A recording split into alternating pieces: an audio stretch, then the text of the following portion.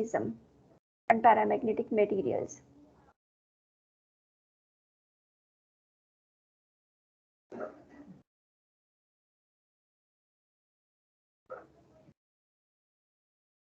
Okay, so students, I told you in the beginning that there are different type of there are different type of magnetic materials, like diamagnetic materials, paramagnetic materials, ferromagnetic materials, antiferromagnetic materials, and ferrimagnetic materials. So paramagnetic materials is the second category of magnetic materials.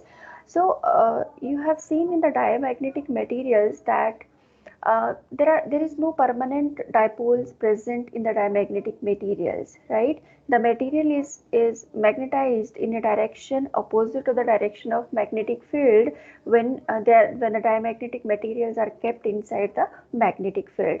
But the situation is not same in paramagnetic materials, right? Here we have permanent dipole moments, and when you apply the magnetic field, those permanent dipoles, they try to align themselves in a direction which is along the direction of the applied magnetic field B. Okay, so this is the situation. So in paramagnetic materials, they possess permanent dipole moments.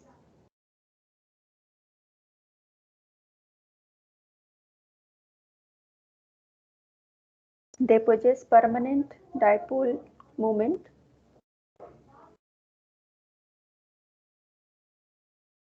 And this permanent dipole moment is due to the presence of unpaired atoms or ions. This is due to the presence of unpaired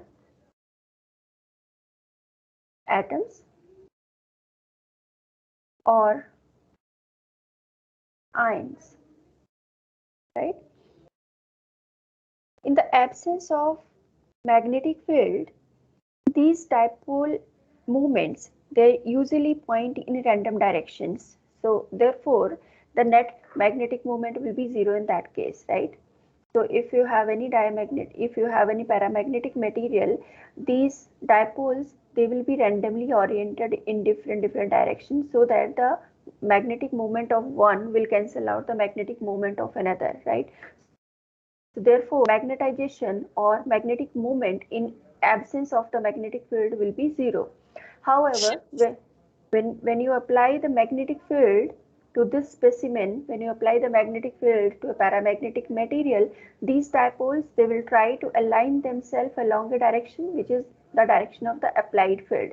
So all of them, they will try to align in a direction which is parallel to the applied magnetic field. Okay, so in the presence of magnetic field, these moments, they tends to line up in the direction of field and produce a net macroscopic magnetic moment. Okay, so this is the situation when there is no magnetic field.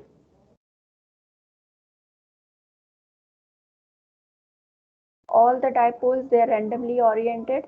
So here B is equal to 0, and hence M will also be equal to 0. Magnetic moment will also be equal to 0, right? However, when you apply the magnetic field, when B is having certain value, then all the dipoles, they will try to align themselves in a direction parallel to the direction of magnetic field, and hence magnetization will be produced. So sorry, here the magnetization will have a finite value. This will have a finite value over here. Okay, so what will happen, since see, this specimen is kept inside the magnetic field B, okay, and the internal dipoles, they are also aligned in the direction of the applied magnetic field. So therefore, the internal strength, the field inside the specimen will be higher as compared to the field outside the specimen, right? So let's say if B1 is the field inside the paramagnetic material, and if B is the field in the free space, then B1 will be greater than B, right? And as a result, there will be a positive magnetization. The magnetic moment will be positive because of this, because the magnetic lines of force are higher inside the material as compared to the magnetic lines of the force outside the material, right? So therefore the magnetization will have a positive value. The permeability will be positive, and hence this permeability will be positive, relative permeability will be positive, and hence this susceptibility will also be positive, because susceptibility, permeability is positive and greater than 1, right? So susceptibility will have a small value but positive, small positive value. Okay.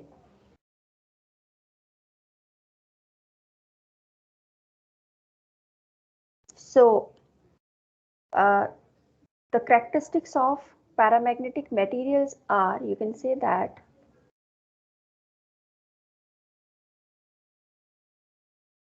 characteristics of paramagnetic materials, you can say that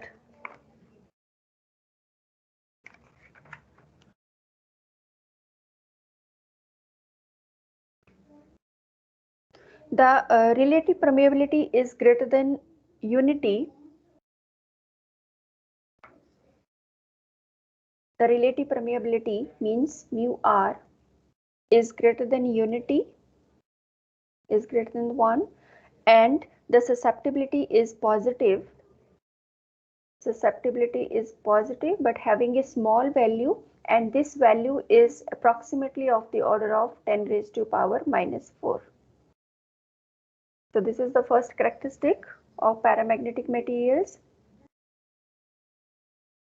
Second characteristic of paramagnetic material is when a bar of paramagnetic material is suspended between the pole pieces of a magnet, it aligns parallel to the direction of the force, right? So if you have yes, what is this 10 raised to power minus 4? Yes, this is the susceptibility value. Chi is having a small but positive value, which is of the order of 10 raised to power minus 4. Okay, so this means that, yeah, the second one is when a bar of paramagnetic material is suspended between the pole pieces of a magnet, it aligns parallel to the direction of the force, right?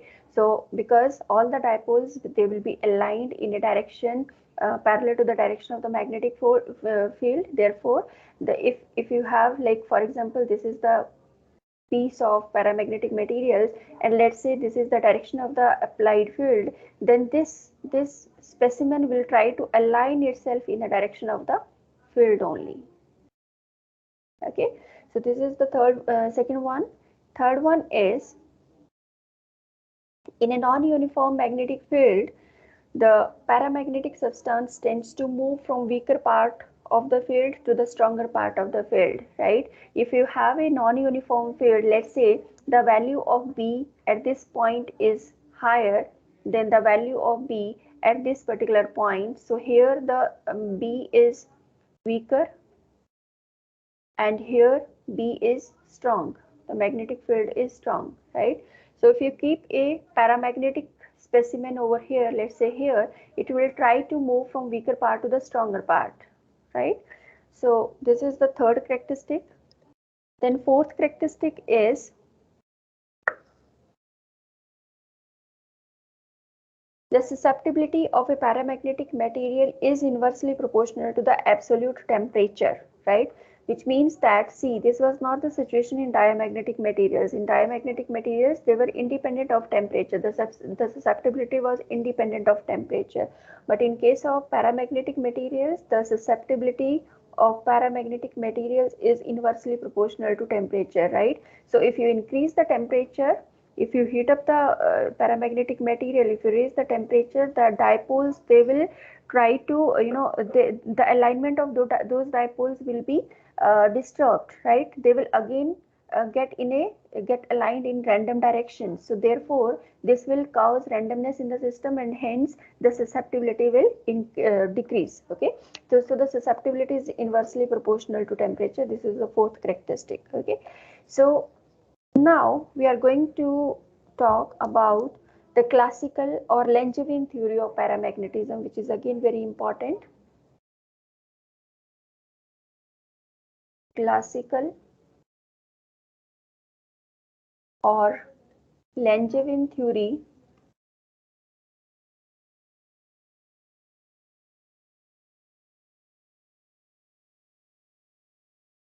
of paramagnetism.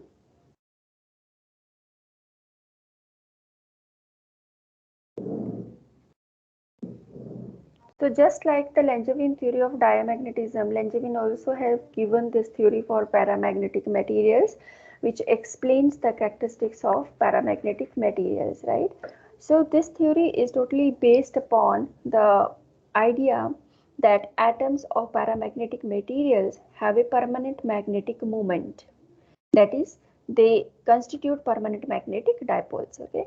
So let us consider a paramagnetic material, maybe a gas containing n atoms per unit volume.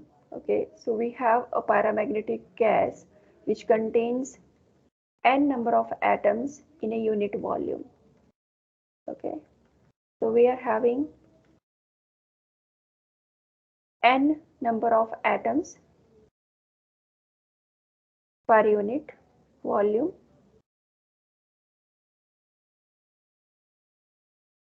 We have n number of atoms per unit volume, and each of the atom is associated with a magnetic moment. Each atom is associated, each atom, let's say it possesses magnetic moment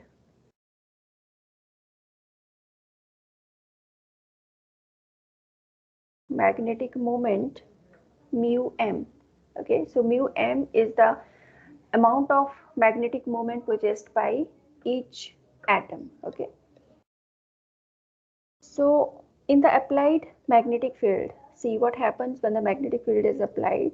In the applied magnetic field, a net magnetization results due to alignment of the magnetic moment, right? When you apply the magnetic field, all these dipoles, they will be aligned in a particular direction which is parallel to the direction of the applied magnetic field, and therefore the magnetic moment will be generated, because magnetic moment is the sum of each and individual magnetic moment possessed by the atom. Okay, so now the energy of interaction of the moment mu m with the applied magnetic field B.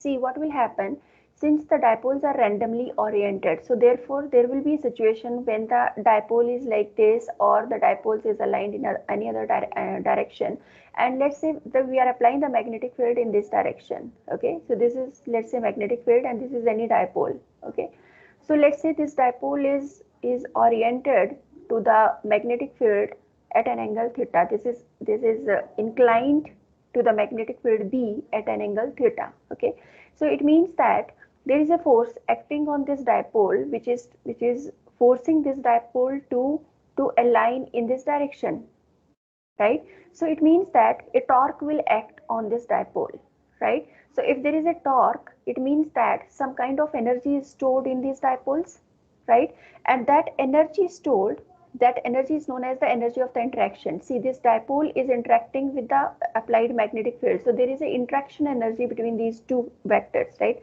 So that interaction energy E is given by minus mu m dot B, okay, which is equal to minus mu m B. Excuse me. Yes. I'm sorry to interrupt you in between, but ma'am CMP की कोई कोई book suggest कर सकते हैं आप? Yes sure, क्यों नहीं, मैंने आपको मैंने बताया भी है बेटे, शुरू में जब हमने सिलेबस डिस्कस किया था तो मैंने आपको 2 बुक्स बताई है। आपके पास सिलेबस है? मैम आई थिंक टीम्स पे अपलोडेड है शायद। हाँ, टीम्स पे नहीं है, उस पे है, LMS पे अपलोडेड है, टीम्स पे भी अपलोडेड है, LMS पे भी अपलोडेड है। आपने सिलेबस में देखिएगा, वहाँ पे 2 बुक्स हैं उसकी CMP 2 की। One is by A.J. Decker, ठीक है, Solid State Physics by A.J. Decker, and one more book is there. I don't remember the name right now, but you can see the syllabus. The name of the books are written over there. Okay, ma'am. Okay, and I have one more book which I am referring for this magnetism. The name of the book is S.P. Taneja, Solid State Physics by S.P. Taneja. If you want, I can give you the notes from this book also. Okay. Okay, ma'am. Yeah. So, okay, so this is the energy of the interaction between torque and the applied magnetic field, which is equal to minus mu b cos theta. Let's say this is equation number 1. Okay. You know what is theta? Theta is the angle between mu m and b. The energy is this energy is least when the movements are parallel to the field. Okay देखो जब यहाँ पे आपके dipole जो हैं वो parallel होंगे field के, then in that case B को जो एफर्ट्स लगाने पड़ेंगे वो सबसे कम होंगे, राइट, क्योंकि डायपोल ऑलरेडी अलाइंड है in the direction of the field. Let's say we have dipoles like this, एक डायपोल ऐसे है, एक ऐसे है, एक ऐसे है, एक ऐसे है, and this is the direction of the magnetic field. अब मुझे बताइए कौन से डायपोल को सबसे कम एफर्ट लगेगा पैरेलल करने के लिए? कौन से डायपोल को सबसे कम फोर्स लगेगी उसको बी के पैरेलल करने के लिए? Yes, any one of you? Yes, 1 में, right? Is that right? Yes, ma'am. Okay. One. और कौन से डायपोल को सबसे ज्यादा फोर्स लगेगी बी के अलाइन करने में, बी के पैरेलल करने में? फोर्थ को.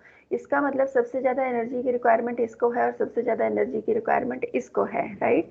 सो it means that see dipoles की ओरिएंटेशन क्या हो सकती है? मैक्सिमम ये हो सकता है कि ये पैरेलल होगा या फिर एंटी पैरेलल होगा, right?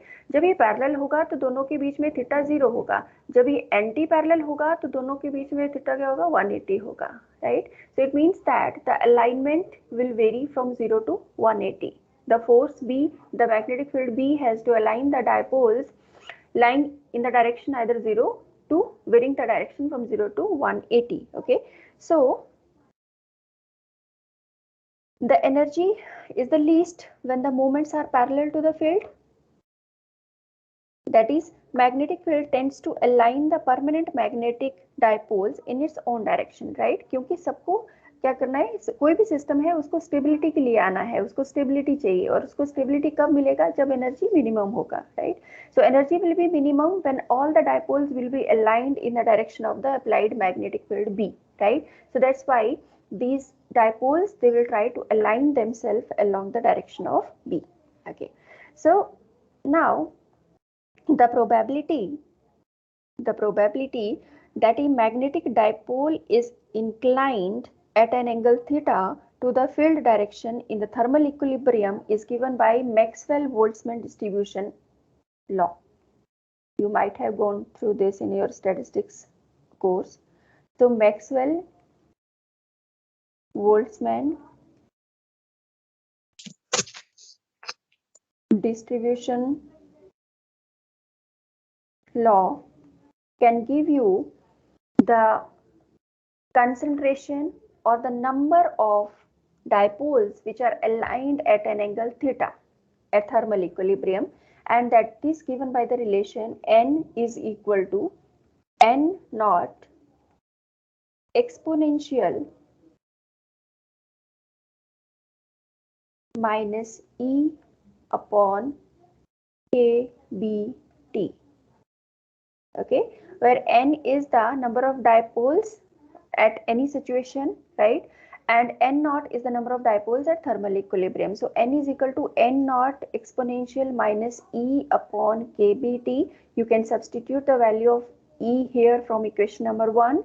So this will become n naught exponential mu m b cos theta divided by kBt. So this is the value of n.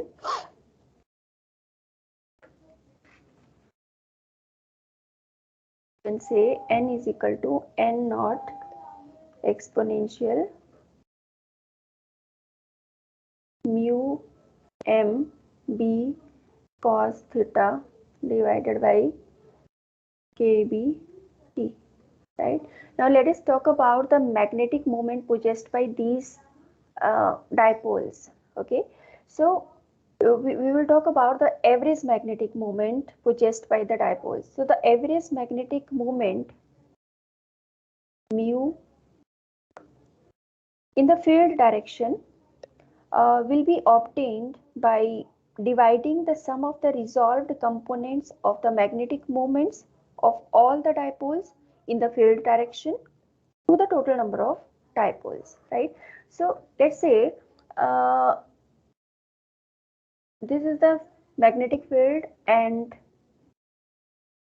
we have dipoles inclined with this dipole like this, because we have many number of dipoles, right? So we need to find out the average, right? So what to do? We have to take the resolution of all these dipoles on the magnetic field like this. Okay, so resolved components, the sum of all the resolved components will be sum is taken by integrating all the components. Okay, so the sum of all the components along the direction of the field, which will be integration mu m cos theta dn, right, divided by total number of dipoles, which is integration of dn, because we are taking a small elementary area having dn number of dipoles in that particular area. So this is the average magnetic moment. This is the average magnetic moment. Or mu is equal to, now we can limit it, right? The reason being, the dipoles can take a position from 0 to pi.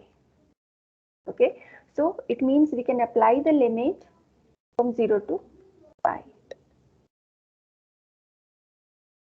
Mu m cos theta dn divided by 0 to pi dn. Okay, so let's say this is equation number 2. Now sorry, this is another equation. Let's say, let us name this equation as equation number 2 and this is equation number 3. Okay, now we need to find out the value of dn from this equation, from equation number 2, and that dn has to be substituted in equation number 3. Okay, so let us differentiate equation number 2. So n is equal to n naught exponential. Yes, sorry. Ma'am previous slide के लिए बोल रहे हैं. Okay, one second, I'm going there. Okay, so this is the previous slide.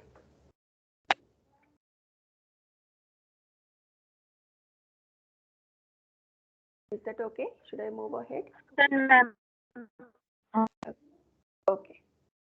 So this is this was n. When you differentiate this, it will become dn is equal to minus n naught mu m b cos theta divided by kbt exponential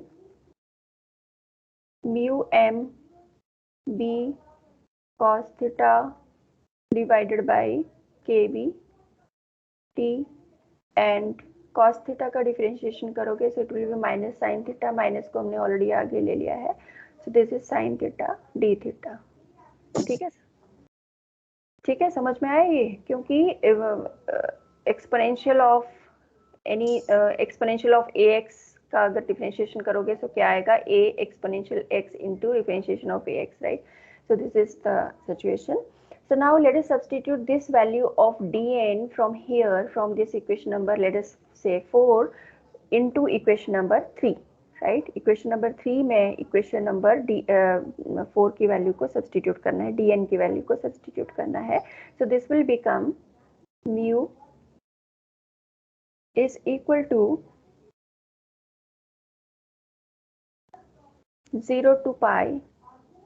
मैं इसको simplify कर रही हूँ क्योंकि ऊपर और नीचे दोनों जगह ये चीज़ें कॉमन है तो ये कैंसिल हो जाएगी, इसलिए मैंने इसको नहीं लिख रही हूँ. सो 0 to pi mu m cos theta exponential mu m b cos theta divided by kbt sin theta d theta divided by dn की value 0 to pi exponential mu m b cos theta divided by kbt sin theta d theta. Okay, so now in this equation we need to do some substitution in order to simplify this relation. ठीक है, इसमें हम क्या substitution करेंगे, let us substitute this, ये जो exponential के अंदर वाला पार्ट है इसको हम x सब्सटीट्यूट करेंगे. So let us put x is equal to mu m b upon k b t and cos theta को हम s सब्सटीट्यूट करेंगे, s is equal to cos theta, so that ds is equal to minus sin theta d theta. Okay, so let us do this substitution. ये अंदर वाला exponential के अंदर वाला part x हो जाएगा, sin theta d theta जो है वो minus ds हो जाएगा, right? So let us do this substitution. Therefore mu will become, mu is equal to, yes, the limit will also change because when this theta is 0, s will be 1, and when this theta is pi, then s will be minus 1. From here you can see when theta is equal to 0, then s will be plus 1, and when this theta is pi, then this will be minus 1. हम लोग क्या करेंगे, हम नीचे -1 लिखेंगे और ऊपर +1 लिखेंगे, मतलब लिमिट को हम इंटरचेंज कर देंगे. तो लिमिट जब इंटरचेंज करते तो माइनस साइन आ जाता है, तो माइनस साइन यहाँ पे भी आ जाएगा, नीचे भी आ जाएगा, दोनों माइनस आपस में कैंसिल हो जाएंगे. So therefore we can write it like this, -1 +1 mu m exponential s x s ds divided by -1 to +1 exponential sx ds. Give me 1 second.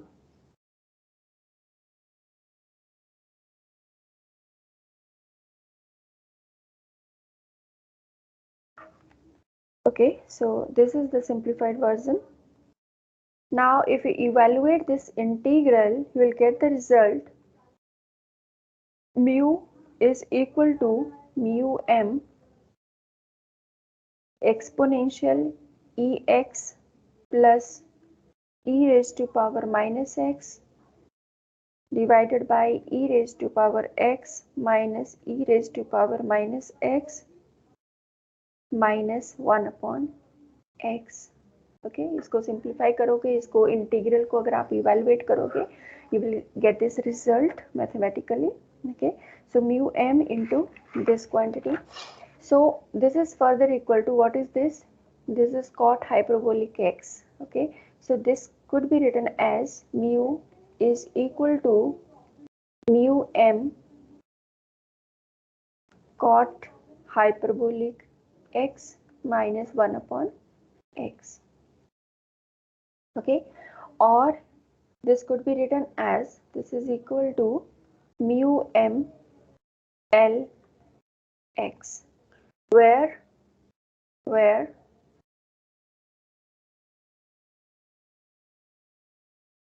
Lx is equal to this value which is inside the bracket.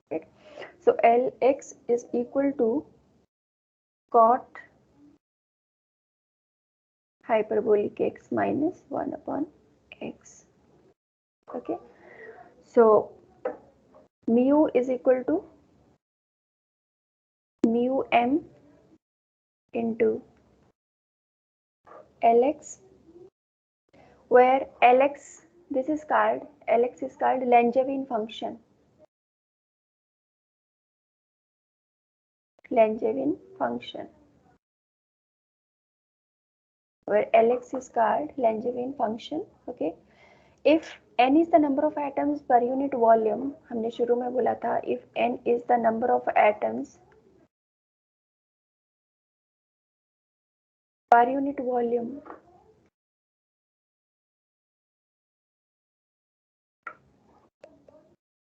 then total magnetization is given by कितना हो जाएगा, n से multiply करना पड़ेगा, right? Because this is the average magnetic moment produced by the atoms which are aligned along the direction, which are inclined at the direction of B. Okay, so m will be equal to n multiplied by the average magnetic moment. Okay, which is further equal to n mu m into Lx. Okay, so this is the total magnetization. We can say this is equation number, let's say 4, 5. So this is equation number 5. Okay, now this magnetization is totally dependent upon the Langevin function, right? We need to take the cases where this Langevin function is where the x is either very less than 1 or whether the x is greater than 1. Okay, that means that what was x we have substituted over here. So either the temperature is greater than B, right, or the temperature is less than B. You can see over here either the temperature can be greater than B, or if for the higher temperature and for the lower temperatures we need to take two cases. We need to assume two cases where either the temperature is very high or the temperature is very low. Okay, so वो जो दो cases होंगे वहां से आपके पास situation आएगी. Then we need to find out the magnetization. Then we need to find out the magnetization per unit applied magnetic field, which will give you susceptibility, and then from susceptibility we can analyze the things. We can talk about the paramagnetic, we can talk about the behavior of the paramagnetic materials. Okay, yes students, any doubt?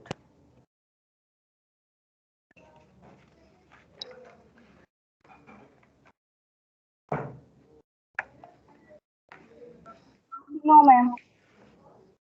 Okay, great. So rest of the part, because this is a big article, so rest of the part we are going to do tomorrow, right? This article plus the modification in the Langevin theory of paramagnetism. Okay, that's all for today. If you have any doubt, please ask me.